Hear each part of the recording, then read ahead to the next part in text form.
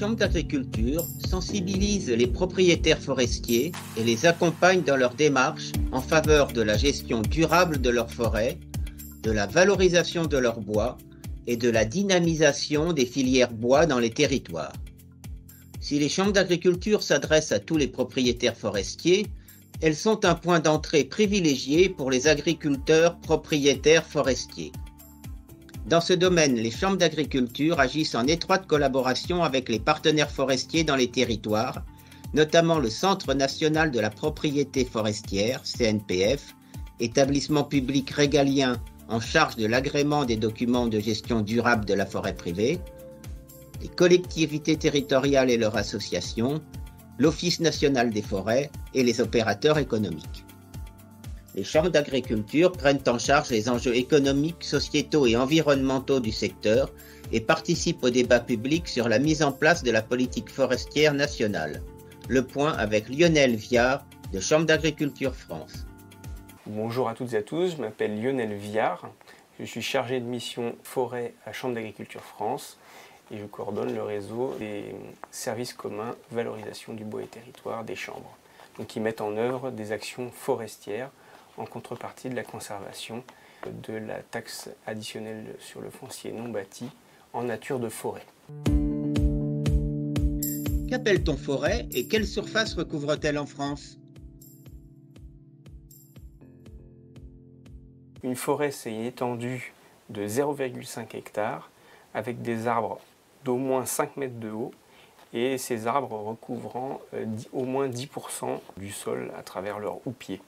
Alors cette définition physique de la forêt, elle correspond à des espaces qui recouvrent 17,3 millions d'hectares dans l'Hexagone en 2022, donc c'est l'inventaire forestier. Donc c'est-à-dire que quand on fait 3 pas dans l'Hexagone, on en fait toujours un en forêt. Il y a un tiers du territoire hexagonal qui est forestier. Et puis il y a une autre définition de la forêt, c'est la définition cadastrale, c'est-à-dire c'est comment les espaces sont déclarés au cadastre. Mais il y a on va dire, il y a un dialogue entre ces deux définitions. Mais à qui appartient donc la forêt ? Dans ces 17 millions d'hectares, la forêt appartient à différents types de propriétaires. Il y a des propriétaires publics et des propriétaires privés. Alors dans les chambres, on s'adresse essentiellement aux propriétaires privés qui représentent 75% de la surface forestière. Et puis on travaille bien sûr en interaction avec les propriétaires publics, notamment avec les collectivités territoriales. Quels moyens humains les chambres d'agriculture mobilisent-elles pour accompagner les propriétaires forestiers ? Le réseau des conseillers forestiers des chambres, il regroupe 123 agents qui ne passent pas tout leur temps sur la forêt, mais qui font une grande partie de leur temps sur la forêt et qui sont financés donc par la taxe additionnelle sur le foncier non bâti en nature de forêt, conservée par le réseau des chambres. Alors ils font essentiellement du conseil individuel aux propriétaires forestiers et également du conseil en vue du regroupement des propriétaires forestiers pour réaliser des opérations de coupe groupée et de la mobilisation de bois en vue d'un renouvellement dans le contexte actuel de changement climatique et d'adaptation des peuplements forestiers au changement climatique. On travaille également sur la question de la gestion des risques et des interfaces entre les milieux forestiers, agricoles, naturels et urbains. Puis enfin, on travaille beaucoup sur la structuration des filières bois dans les territoires pour l'énergie, la biomasse, la construction, le stockage de carbone et les services écosystémiques. Quels sont vos modes d'intervention privilégiés ? Nos deux modes d'intervention privilégiés dans les territoires, c'est la visite conseil individuel auprès des propriétaires forestiers et l'animation de chantiers groupés, donc qui sont des opérations de récolte de bois organisées de manière ponctuelle, de manière à sensibiliser les propriétaires forestiers à la gestion forestière. Ces opérations, elles donnent parfois lieu, on encourage les propriétaires à des formes de regroupement plus formels, jusqu'à par exemple des associations syndicales qui sont des établissements publics qui permettent la gestion forestière en commun. Quels sont les principaux enjeux auxquels vous contribuez dans le secteur forestier ? Alors dans le cadre de ces actions, on adresse en fait les enjeux forestiers contemporains Donc notamment les questions de morcellement foncier. Donc les propriétaires forestiers, beaucoup ont des toutes petites surfaces, sont propriétaires de toutes petites surfaces, parfois ne savent pas qu'ils sont propriétaires.